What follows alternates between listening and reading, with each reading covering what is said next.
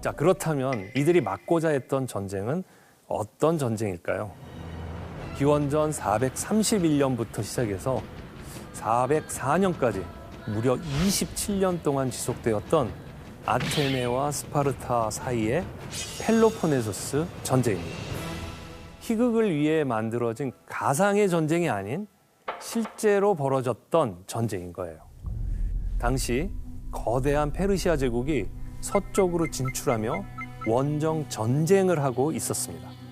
기원전 499년 터키 서쪽으로 오게 되는데요. 당시 터키 서쪽 해안은 그리스 땅이었습니다. 이때 페르시아가 그리스랑 딱 부딪힌 것이죠. 이 지역을 이오니아 지역이라고 하는데요. 페르시아랑 맞서기 위해서 이 이오니아 사람들이 아테네와 스파르타한테 도움을 요청합니다. 그런데 스파르타는 거절하죠. 어휴, 우리도 먹고 살기 힘들어. 거기 너무 멀어. 내 코가 석자야. 이런 식으로요. 하지만 아테네는 이들의 말을 듣고 도와주기로 결심하죠. 이것을 그리스와 페르시아 제국 사이에 일어난 최초의 분쟁, 즉 이오니아 반란이라고 합니다. 이 반란이 성공하고 그리스의 도시국가들이 독립을 유지하자 그리스 놈들 가만 안 둬 하고 이 실패한 페르시아가 이를 갑니다. 기원전 492년에는 페르시아가 그리스 본토로 원정을 갑니다. 하지만 뜻하지 않은 폭풍우를 만나고 실패하고 돌아가게 되죠. 그로부터 2년 뒤 페르시아가 군대를 파견해서 아테네랑 페르시아가 본격적으로 맞붙게 됩니다. 이때 아테네가 스파르타한테 우리 좀 도와줘 했더니 중요한 축제가 있어서 안 돼. 신들한테 제사 지내야 되니까 요 제사 끝나면 도와줄게. 이런 식으로 스파르타는 또 거절합니다. 결국 아테네는 스파르타의 도움 없이 엄청난 규모의 페르시아군과 마라톤 평원에서 맞붙습니다.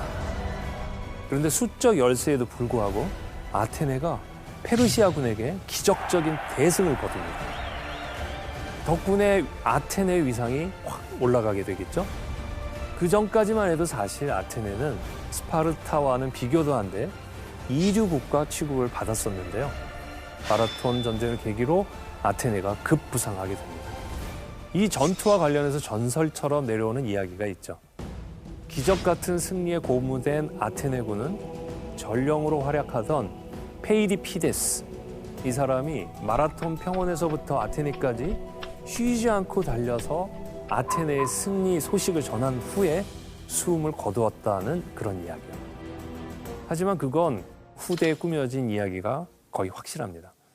근대 올림픽을 창설했던 프랑스의 그 쿠베르탱 남작은 이 이야기를 어떻게 전해 듣고는 아, 이거다 하면서 마라톤 경기를 올림픽의 정식 종목으로 채택했다고 합니다.